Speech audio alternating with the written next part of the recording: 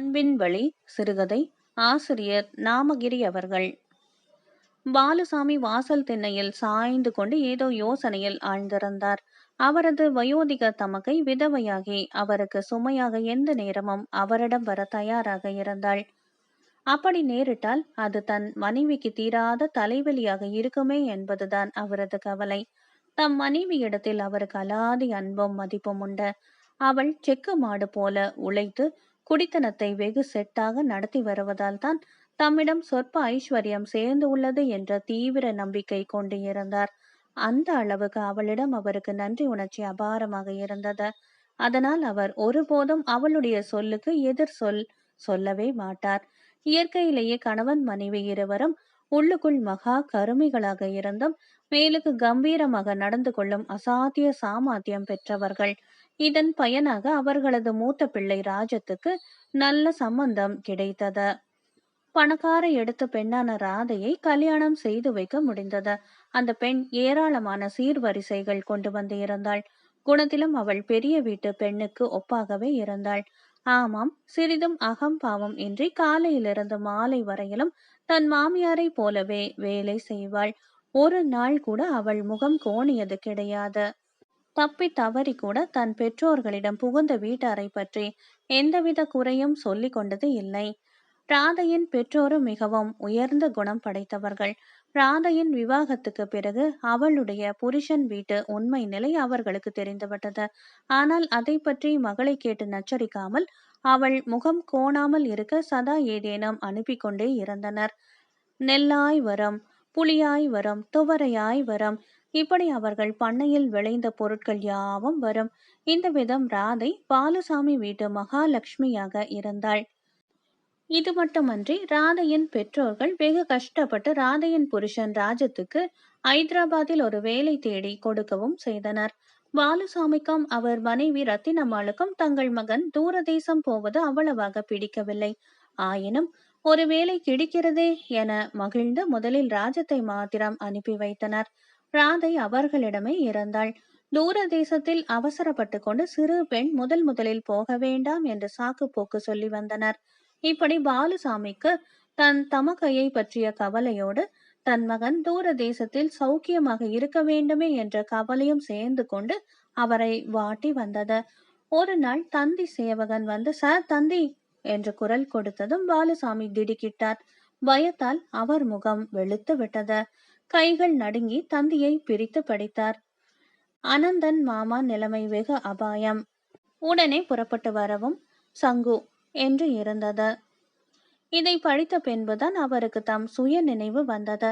மனம் சாந்தமடைந்ததானால் அடுத்த நிமிஷம் தாம் எதிர்பார்த்தபடி தங்கள் அமைதி கலைந்துவிட போகிறதே என வருந்தினார். அவருடைய மனம் எண்ணாத எண்ணமெல்லாம் எண்ணியது.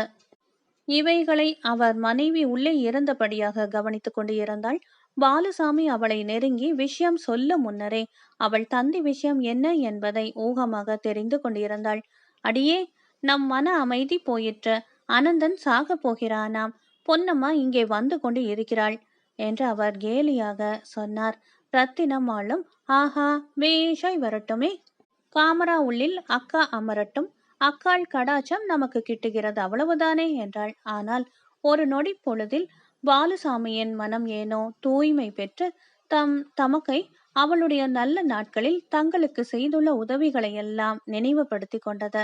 ஆனால் அடுத்த வினாடி அந்தோ சுய புத்தி வந்து மூடிக்கொண்டது. உள்ளே அவர்களது பணக்கார மருமகள் ராதை வேலை செய்து கொண்டிருந்தவள் நடந்தவைகளை கண்டும் கேட்டும் ஆச்சரியம் அடைந்தாள். பொன்னம்மாளுக்காக மிகவும் பச்சாதாபப்பட்டாள். இப்படியும் மனிதர்கள் உண்டோ என வியந்து நின்றாள். அவள் மனம் பதறியது. அனந்தசாமி ஒரு காலத்தில் நல்ல அந்தஸ்தில் இருந்தார். ஆனால் தற்போது விதிவசத்தால் பரம ஏழையாகிவிட்டிருந்தார். பாலுசாமி கொடுத்துத்தான் அவர் ஜீவனம் நடந்து வந்தது. அவர் ஊதாரியாகவிருந்து ஓட்டாண்டியாகிவிட்டதாக சதா பாலுசாமியும் ரத்தினம்மாளும் ஏசும் ஏச்சுக்கு ஒரு அளவே இல்லை. சில நாட்களுக்கு பின் மற்றும் ஒரு தந்தி வந்தது. அதில் அனந்தசாமியின் உடல் தேவலை என்று இருந்தது. இதை பார்த்ததும் அவர்களுக்கு சோற்றுக்கு தாளமாக இருந்தாலும் தந்தி தர்பாருக்கு குறைச்சலே இல்லை என்ற பாலுசாமியும் ரத்தினம்மாளும் கேலி செய்தனர். இந்த சமயத்தில் மறுபடியும் ஒரு தந்தி வந்தது. போதாத காலத்துக்கு அடையாளமாக அந்த சமயம் பாலுசாமி வெளியில் சென்று இறந்தார். தந்திகள் அனந்தசாமியை பற்றி தான் இருக்கும் என்ற தீர்மானமான எண்ணத்துடன் ரத்தினம்மாள் அதை வெறுப்புடன் எங்கேயோ வைத்துவிட்டாள். பிரித்து பார்க்க அவசரப்படவில்லை. பிறகு மறந்தும் போனாள். பாலுசாமி மறுநாள் அதை கண்டுபிடித்து பார்த்ததும் ஐயோ என்று அலறினார். அடித்து கொண்டு அழலானார். ராஜத்துக்கு டைபாய்டு ஜுரம், அபாயகரமான நிலைமையில் இருக்கிறான் என்று ஐதராபாத்திலிருந்து வந்த தந்தியை படிக்காமல் ஒரு நாள் கால தாமதம் ஆகிவிட்டது. மறுநாள் ரயிலில் இடமும் கிடைக்கவில்லை. அதற்கடுத்த தினம் புறப்பட்டு ஐதராபாத் போய் சேருவதற்குள் 3 நாட்கள் ஆகிவிட்டன. அதற்குள் ராஜம் தன் பெற்றோரையும் இளம் மனைவியையும் விட்டு இறந்தே போனான். தாங்க முடியாத துக்கத்தால் குடும்பம் களை இழந்து போயிற்று. அவர்கள் வீட்டு மகாலட்சுமியாக விளங்கிய ராதையும் தன் பிறந்தகம் சென்றாள். பாலுசாமியின் குடும்பத்துக்கு நேர்ந்த தாங்க உண்ணாத துக்கம் சற்று ஆறின பிறகு அவருடைய 2ஆம் மகனுக்கு கல்யாணமாகி இளைய மருமகள் வீட்டுக்கு வந்து இருந்தாள். இதன் பிறகே அனந்தசாமி கண் மூடினார். அவர் தாமதித்து சென்றது பொன்னம்மாளுக்கு பல விதத்தில் சௌகரியமாக இருந்தது. பிறகு பெரிய நரகத்தில் பிரவேசிப்பது போன்று அந்த அம்மாள் தன் தட்டுமுட்டு சாமான்களுடன் பாலுசாமியின் வீட்டில் பிரவேசித்தாள்.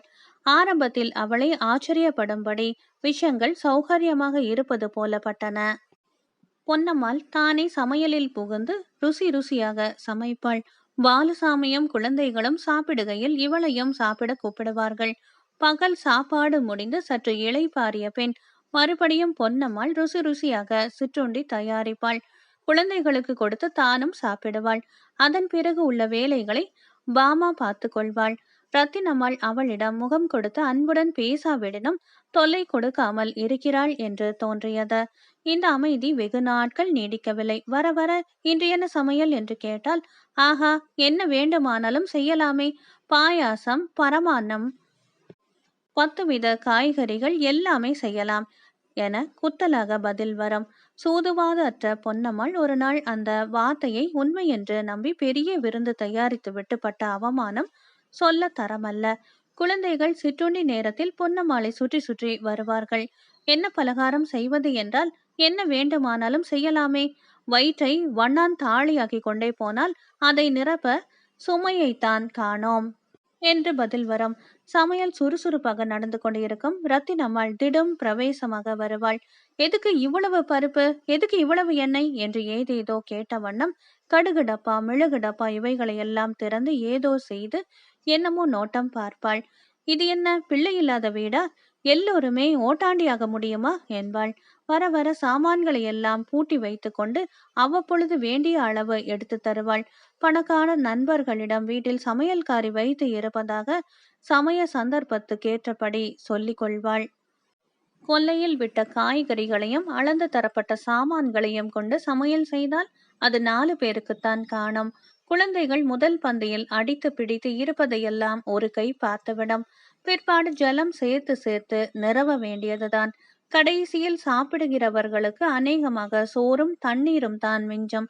இப்படி போதாமல் இருக்கிறது என்றால் ஒவ்வொருவரும் 2-3 தரம் சாப்பிட்டால் அரிசி வாங்கி கட்டுப்படியாகுமா? இது என்ன பிள்ளை இல்லாத வீடா என்று இறைவாள் ரத்தினம்மாள். இளைய மருமகள் பாமா பசி பொறுக்க மாட்டாமல் சில சமயம் திருடி சாப்பிட்டு விட்டு தண்ணீர் சேர்த்து விடுவாள். அந்த பழியும் பொன்னம்மாள் மீதே வந்து விழும். அவளுக்கு வர வர என்ன செய்வது என்பதே தெரியாமல் விழித்தாள்.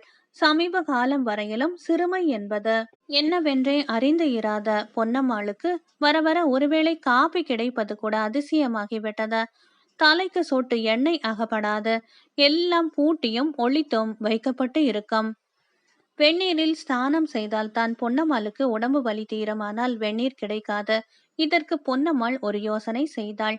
தாழ்வாரத்தில் கற்களை வைத்து அடுப்பை மூட்டி காப்பி பொடி, சர்க்கரை, பால் தனியாக வாங்கி காப்பி போட்டு சாப்பிட்டு விட்டு வெந்நீர் காய வைத்து கொண்டு ஸ்நானம் முடித்து கொள்ள ஆரம்பித்தாள். ஆனால் ரத்தினம்மாள் அவளை எந்த வழியிலும் போக விடாமல் தொந்தரவு செய்து வந்தாள்.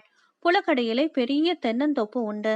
அதில் விழும் மட்டைகள் ஏராளம். அதிலிருந்து மண்ணிலே விழுந்து மடிந்து போகும் மட்டைகளை அவைகள் அப்படியே மக்கினாலும் மக்கலாமே தவிர பொன்னம்மாள் எடுத்து உபயோகப்படுத்த கூடாது. பொன்னம்மாள் பிற்பாடு விறகு கூட வாங்கி கொண்டு பார்த்தாள். அவைகளும் காணாமல் போகும். வீட்டிலுள்ள எந்த சாமானையும் தொடக்கூடாது.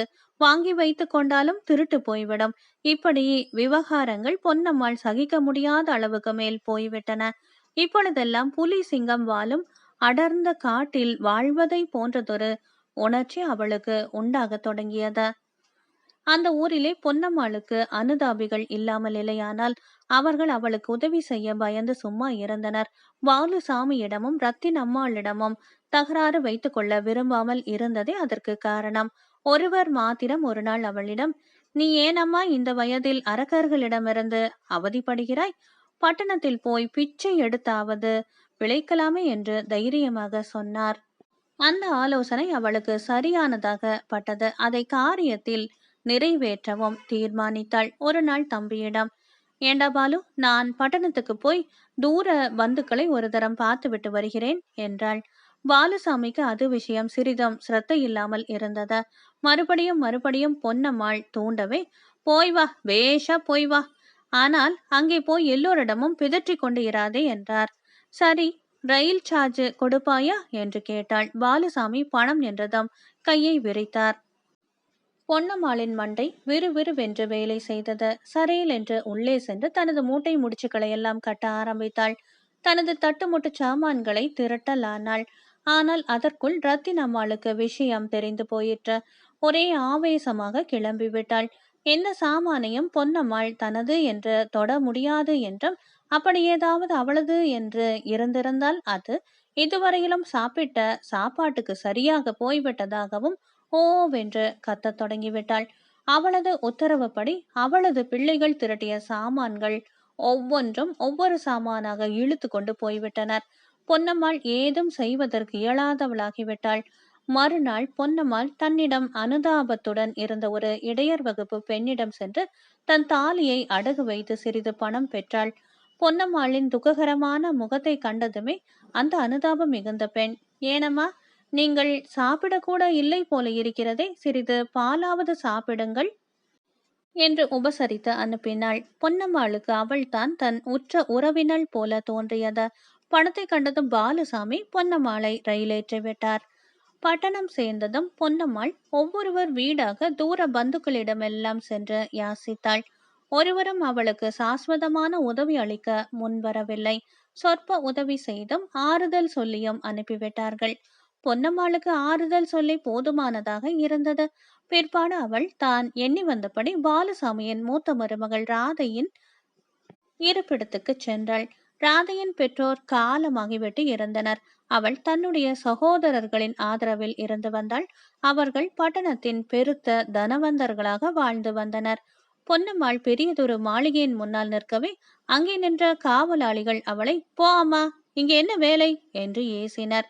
சில வேட்டை நாய்கள் அவளை பார்த்து குறைக்கத் தொடங்கின. தோட்டத்தில் வேலை செய்து கொண்டு இருந்த தோட்டக்காரர்கள், அங்கும் இங்குமாக இருந்தவர்கள் ஒன்று திரண்டு சத்தம் என்னவென்று கவனிக்க ஆரம்பித்தனர். பொன்னம்மாள் இந்தவித ஆடம்பரமான வாழ்க்கையை கதை நாவல்களில் தான் படித்து இருக்கிறாளே தவிர நேரில் பார்த்தது இல்லை. அவள் அந்த இடத்தை விட்டு நகராமல் விடாபிடியாக இருக்கவே ஒரு காவலாளி அவளை யாரை பார்க்க வேண்டும் என்று விசாரித்தான். பொன்னம்மாள் தான் ராதை அம்மாளை பார்க்க வந்து இருப்பதாகவும் தூரத்து பந்து என்றும் சொல்லவும் விஷயம் ராதை அம்மாளுக்கு தெரிவிக்கப்பட்டது. ராதை வந்திருப்பது யாராக இருக்கும் என்று வெகுவாக யோசித்தும் தெரியாமல் பெயரை கேட்டுத்தான் யார் என அறிந்து கொண்டாள். உடனே அவளுக்கு பழைய நினைவு வந்து துக்கம் உண்டாயிற்று. தன்னை மெதுவாக சமாளித்து கொண்டு பொன்னம்மாளை உள்ளே அழைத்து விசாரித்தாள். அவ்வளவு அன்பாக பொன்னம்மாளை அதுவரையிலும் யாருமே விசாரித்தது இல்லை. அவளது உள்ளம் வேதனையில் வெந்து உழன்று கொண்டிருந்த அந்த சமயம் ராதை காட்டிய பரிவு அவளுக்கு மிக்க ஆறுதலாக இருந்தது. ஆகவே அதற்கு மேல் தனது உள்ளத்தில் உள்ள மன கஷ்டத்தை அங்கேயே புதைத்து அடக்கம் செய்ய விரும்பாமல் எல்லாவற்றையும் வாய் விட்டு சொல்லி துக்கம் தாங்காது பச்சிளம் குழந்தையைப் போல அழ ஆரம்பித்து விட்டாள். அதற்குள் ராதையின் மதனிகளில் ஒருத்தி தன் சிறு மகளை அங்கே அனுப்பி உள்ளே என்ன நடக்கிறது என்று வேவு பார்த்து வர செய்தாள். அந்த குழந்தை ஒரு நிமிடம் ராதையின் அறையில் தங்கி இருந்து திரும்பிச் சென்று தன் தாயிடம், அம்மா, யாரோ ஒரு பிச்சைக்காரி அத்தைக்கு சமானமாக அத்தையை கட்டி கொண்டு அழுகிறாள் என்றது. அந்த குழந்தையின் சொல் பொன்னம்மாள் ராதை இருவருக்குமே கேட்டது. பொன்னம்மாளை ராதை ஏதோ சமாதானம் செய்து அனுப்பி வைத்தாள். அவள் ஊருக்கு திரும்பினதும் அங்கே அவளது நிலைமை இன்னும் சொல்ல முடியாத அளவுக்கு மோசமாகி விட்டது. பொன்னம்மாள் பட்டணத்தில் இருந்து திரும்பி வந்தது முதல் சதா துக்கத்துடன் அழுத வண்ணமாக இருந்தாள். தன்னியலாகிய அவளுக்கு உலகம் கசந்து விட்டது. உலகத்து மனிதர்கள் எல்லோருமே பொல்லாதவர்கள் என தோன்றியது. அவள் மனதில் ஒரு வெறுப்பு குடியேறியது. ஒரே ஏக்கமாக இருந்து வந்தாள். அநேக நாட்கள் சாப்பிடாமலே இருப்பாள். சில சமயம் தான் செய்வது என்ன என்பதே தெரியாமல் இருப்பாள். அந்த வீட்டில் பாமா ஒருத்திதான் யாருக்கும் தெரியாமல் அவளிடம் அன்பாக இருப்பாள், பேசுவாள், பட்டணத்து செய்திகளை விசாரிப்பாள். ஆவலுடன் தன் ஓரகத்தி என்ன சொன்னாள், என்ன கொடுத்தாள், எப்படி இருக்கிறாள் என்றெல்லாம் கேட்பாள். ஒரு நாள் பொன்னம்மாள் தெரு திண்ணையில் பசியினால் களைத்து போய் படுத்து இருந்தாள். அந்த சமயம் தபால்காரன் வந்து அவள் பெயருக்கு சிறு தொகை வந்து இருப்பதாக சொன்னான். உடனேயே செய்தி பாலுசாமி ரத்தினம்மாள் வரை எட்டியது. பொன்னம்மாளுக்கு ராதை சிறிது பணம் அனுப்பியிருந்தாள். இரைச்சல் பலமாகி வீட்டிலே ஒரு சிறு பூகம்பம் போன்றதொரு பூசல் உண்டாகிவிட்டது. பாலுசாமியும் ரத்தினம்மாளும் கூ கூ என கூவ ஆரம்பித்து விட்டனர். பட்டணம் போய் உறவு சம்பாதித்து கொண்டு வந்து விட்டாளாக்கும். சொந்த மாமனார் மாமியார் என்ன கதியில் இருக்கிறார்கள் என்ற ஒரு சொல்லை காணோம். யாரோ ஒரு கிழவிக்கு இல்லாத பரிதாபம் அவளுக்கு என்று இறைய ஆரம்பித்து விட்டனர். முடிவு பொன்னம்மாளின் அன்றைய சாப்பாட்டிலே மண் விழுந்தது, அவ்வளவுதான். பொன்னம்மாளுக்கு அன்று மிகவும் குழப்பமாக இருந்தது. ஆரம்பத்தில் இருந்த தெளிவு வர வர இருக்கவே இல்லை. அவர்கள் சொல்லுவதே புரியவில்லை. ஆனால் ஒருவித பயம் உண்டாயிற்று. அந்த இடத்தை விட்டு அப்பால் செல்ல பிரயத்தனப்பட்டாள். அன்று இரவு பொன்னம்மாளை யாரோ தட்டி எழுப்பின மாதிரி உணர்ச்சி அவளுக்கு ஏற்பட்டது. அவள் திடுக்கிட்டு எழுந்தாள். எதிரே பாமா ஒரு சிறு கிண்ணத்தில் சோறுடன் நிற்பது தெரிந்தது. அத்தை, இதை சீக்கிரமாக சாப்பிட்டு விடுங்கள். மாமிக்கு சாதத்தை பூனைக்கு உருட்டி விட்டதாக சொல்லி சமாளித்துக் கொள்கிறேன் என்று காதோடு சொன்னாள். பொன்னம்மாளுக்கு மனம் ஒரு கன பொழுது தெளிவுற்றது. பாமாவை கட்டி அணைத்து கொண்டாள். ஆனால் அந்த நீர் சாதத்தை அவள் சாப்பிடவில்லை. சிறு உள்ளத்தில் இருந்து வெளிவந்த அன்பு அவளது பசியை அகற்றிவிட்டது.